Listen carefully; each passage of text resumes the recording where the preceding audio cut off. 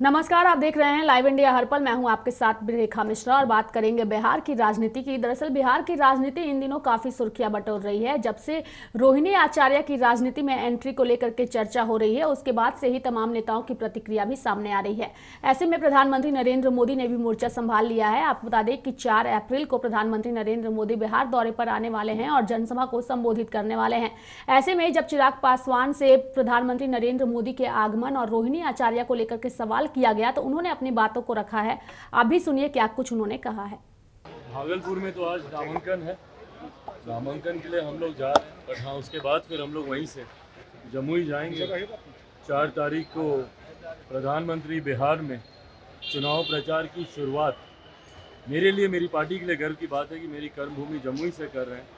तो उसके बाद हम लोग जमुई जाएंगे, वहीं पे रहकर 4 तारीख के कार्यक्रम की पूरी तैयारी का जायजा लिया जाएगा। लालू प्रसाद यादव की दूसरी बेटी चुनावी मैदान में उतरी है।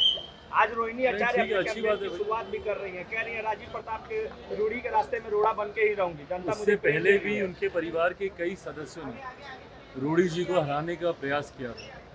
मुझे लगता है प्रधानमंत्री जी के नेतृत्व में जिस तरीके से एनडीए गठबंधन मजबूती से आगे बढ़ा, जहाँ एक तरफ हम लोग नामांकन और तमाम तरीके की चुनावी प्रचार हम लोग शुरू कर चुके हैं, 4 तारीख को प्रधानमंत्री औपचारिक तौर पर चुनाव प्रचार की शुरुआत कर देंगे, तो वहीं महागठबंधन के भीतर सीटों को लेकर, प्रत्याशियों को लेकर तमाम विवाद अभी भी बरकरार है।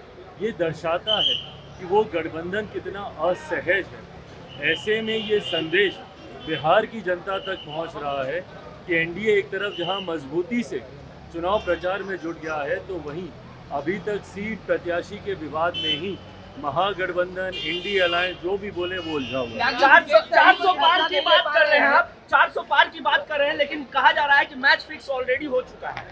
400 पार एनडीए गठबंधन करेगा, ये विश्वास मोदी की गारंटी से आता है। बिहार में 40 की 40 सीटें हम लोग जीतेंगे।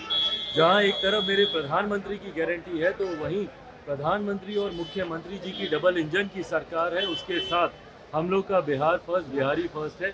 ये 40 की 40 सीटें बिहार में। तो आपने यहाँ चिराग पासवान को सुना, उन्होंने दोनों ही मुद्दों पर अपनी बातों को रखा है। ऐसे में हम कह सकते हैं कि बिहार की राजनीति फिलहाल जो है वो चर्चा में है और चर्चा इस बात की है कि प्रधानमंत्री नरेंद्र मोदी का यह बिहार दौरा कितना महत्वपूर्ण है और रोहिणी आचार्य के राजनीति में एंट्री होने के बाद बिहार की राजनीति में क्या कुछ उथल पुथल होता है।